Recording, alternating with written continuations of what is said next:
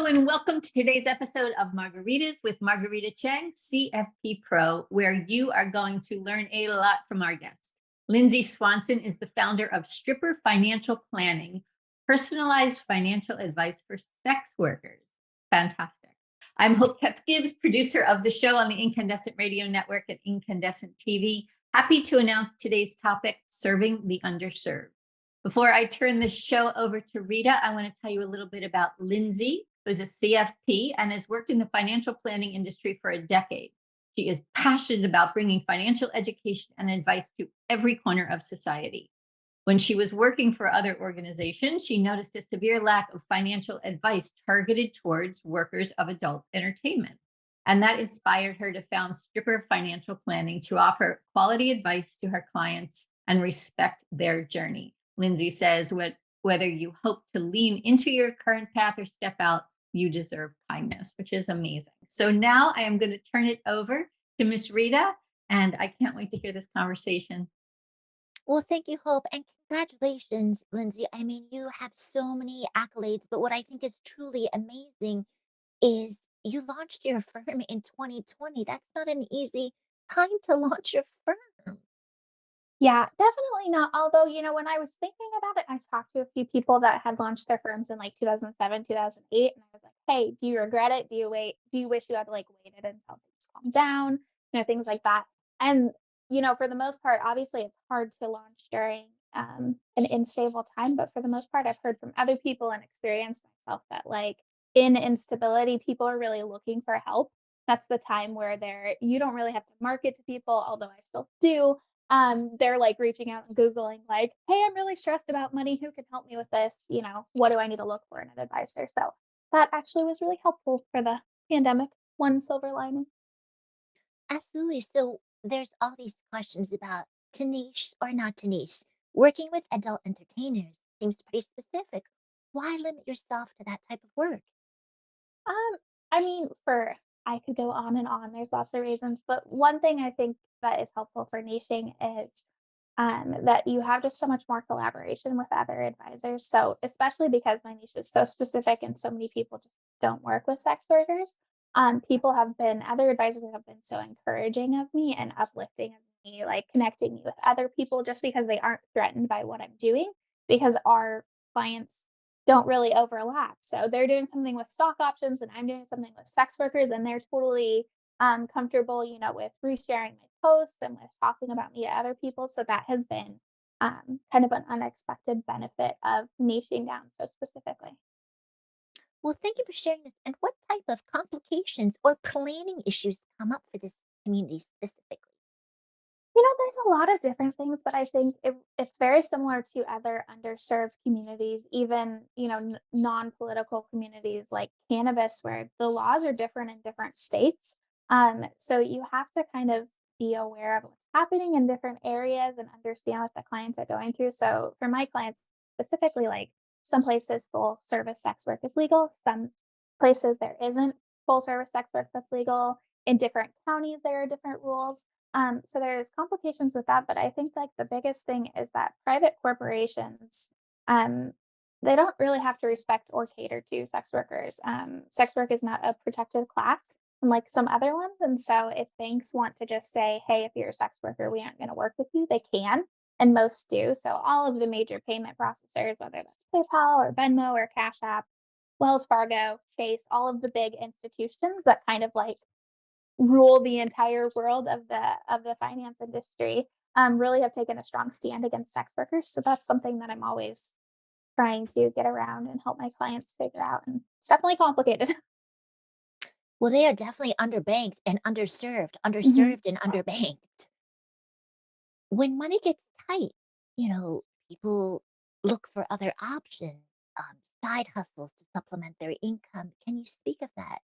Creating profiles to be able to monetize their creative talent. Yeah, I mean, I think it's one of those things where there's a lot of articles now on NerdWallet or whatever website that's like the 10 best side hustles of 2022, and most of them don't list sex work as one of them, but you hear that in conversations a lot, at least in the, more progressive groups or even with people just joking of like, "Oh, I'm just going to sell, my feet pictures or whatnot."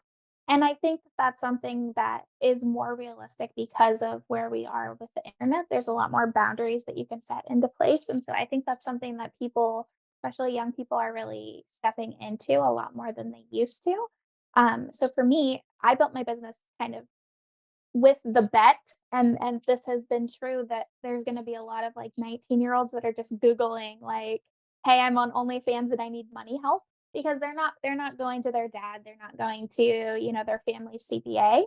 They're asking daddy Google, and daddy Google leads them to me with that search of, like, "Okay, you seem like a friendly," like, that's kind of me being young and of a similar demographic is very helpful. When it's not helpful in the financial industry normally, it's helpful because when people see me, they're like, "Oh, she seems like a normal person. She seems trustworthy. I can talk to her. She's not gonna be like scary." You're relatable and approachable. Like you said, kindness and empathy, it can go such a long way, right? Yeah. Okay, this question, we could spend like days. Uh-huh. How has the recent news of Roe versus Wade impacted your clients and the community you serve? Yeah, I mean, I think that it's hard with topics like this because my clients tend to be, like you said, underserved, and they swing more to the side of women or non-binary folks, or gay men. And the thing with that is that there's a lot of places where people are really not being respected by their local government and not being prioritized, and the same case with Roe versus Wade. And so I think there's a lot of people who are in those areas who are like, "Oh, I wanna move out of that state," or "I'm not going to take a job offer in this state," and that's a big financial, discussion that they need to have with someone, and they need to have it with someone who, like, respects why they're taking that seriously. And so if it's, I'm sexually active and I'm living in this area where abortion is no longer legal, maybe it's important for me to move out of state, or maybe it's important to me to be in a financial situation where if something happened, I could leave the state and get a procedure done. And that's something that you really need someone who empathizes with your situation to understand. And I think that because a lot of financial advisors tend to be, older men, that's not something that's easy to talk about in, a financial planning, meeting. And so I think that, like, that's something that I definitely bring to the table of, like, I want people to talk about their concerns, and a lot of their concerns are going to be about their access to healthcare and, like, the politics of their area. No, absolutely. I mean, you get them. Air quotes, you Yeah. get them. You understand it's judgment free. Mhm. Um, what is your best advice for someone starting out in sex work? Like if you had to give 3, 5 tips, like what would you of course they need to hire CFP Pro, but Yeah. what Yeah. advice would you give them? I mean, there's a lot of things. I have to speak from someone who works in the sex worker industry, but someone who is not a sex worker myself, I don't have that experience. And so a lot of times I'm leaning on the expertise of people who have worked in this industry for their whole life or for decades. And I think it's the oldest industry. And so people are going to constantly be jumping into it and jumping out of it. And that's a natural part of life. But I think more so than before, where we're at in technology, it's really hard to have that be a part of your life and have it not impact all of your life. So I think just understanding that, like, we're in a stigmatized area, and if you engage in sex work, it impacts the rest of your life. And so that's something you just have to understand, and understand, the complications that come with it. And that doesn't have to be a negative thing, but it is a thing that, happens. But I think also just understanding that, a lot of the stuff you see online in terms of, like, "Oh, I just sold my feet pictures and I made a bunch of money."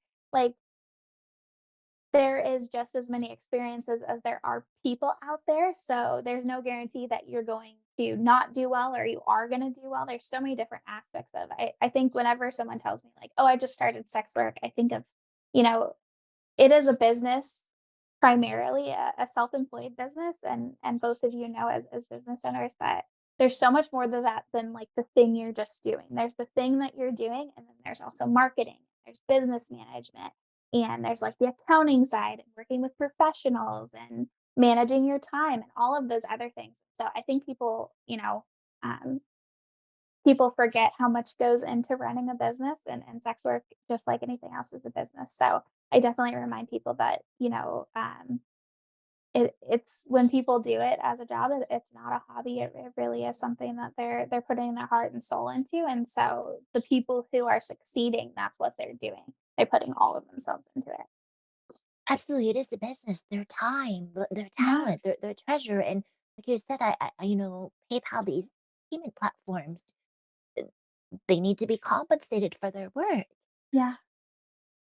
Yeah. And Now, oh no, I was just gonna say, yeah, it's that's something that just PayPal, that's something that comes up over and over again with my clients is how do we get compensated? How do we, protect ourselves? And a lot of it is just creating safety nets of okay, when you work a W-2 job, you have people setting aside taxes for you. You have maybe access to healthcare, you have access to retirement. When you're self-employed, especially as a sex worker, you have to create all the systems yourself. So that's something that, is even more so a responsibility as a self-employed person of like putting all of those steps into place. And that's a lot of what I do with my clients.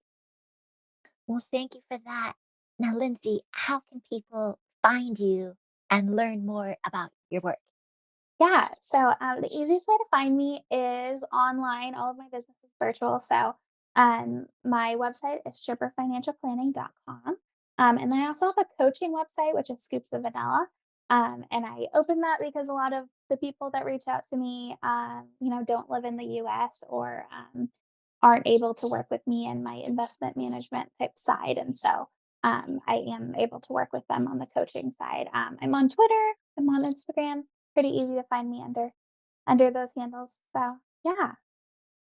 Well, awesome. Well, thank you so much for your time today. Now back to you, Hope. Thank you so much, ladies. Lindsay, wow, what an amazing thing you're doing. It's very cool, and how you have Thank such a you. big perspective serving the underserved. So Yeah. thank you for your time. Triple Financial Planning is, I'm sure, going to be a booming business because you're in charge. And Rita, thank you as always for managing the show.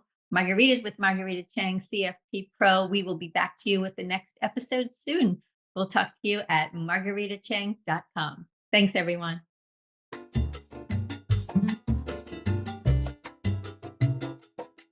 Thank you so much for being part of our Incandescent Radio and TV family. This is Hope Katz Gibbs, founder of Incandescent Incorporated, the PR and publishing company for women entrepreneurs. Our Incandescent Radio and TV shows are brought to you by our advertisers and clients.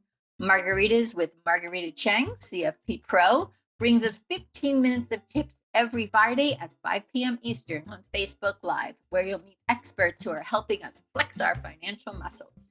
Find all of the episodes at margaritacheng.com. You'll also meet intuitive psychotherapist Kara Keem, who interviews therapists and other intuitive guides from around the world. Learn more at karakeem.com. And you're going to love social justice expert Karen Hanrahan, CEO of the San Francisco-based Glide Memorial Foundation. She bridges the gap from local impact to global change on her thought leadership show on Incandescent Radio. Learn more about Karen at KarenHanrahan.com. You're also going to love Alina Liao, founder of the radical wellness journaling company, ZenitJournals.com. Alina asks, have you tried to journal but found it hard to keep up? Zenit makes it easier to journal for your wellness. With Zenit, you can customize your journal with prompts that speak to you. No more blank pages. Your Zenit is your personalized space to take care of yourself. Website, ZenitJournals.com. Feel it, write it, Zenit. You'll also meet amazing Tracy Schott, founder of Voices for Change. Tracy is determined to change the world and end domestic violence. Learn more at voicesforchange.net. And we are so thrilled to be publishing a book for Angela Mitchell, who is the tech expert of case management. And she's also the founder of this fabulous organization, Kids Code 2. She is determined to teach kids to code computers.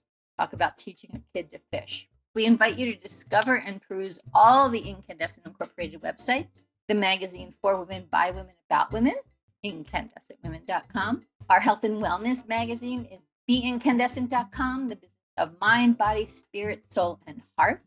Our YouTube channel is Incandescent incandescent.tv, and you can learn about our PR and book publishing services at incandescent.us. If you'd like to have your own radio and video show, check us out at incandescentradio.com, where you can see what we can do for you. These podcasts are also featured on iTunes, Spotify, and iHeartRadio. Our podcasts are produced by Brandy Wilsker. Our videos are produced by Nelson Benavides. Our website developer is Max Cucoy, and our incandescent illustrator and designer is Michael Glenwood Gibbs. If you'd like to learn more, please send me an email, hope@hopegibbs.com. Here is to your incredible, indelible, incandescent success. Much love and many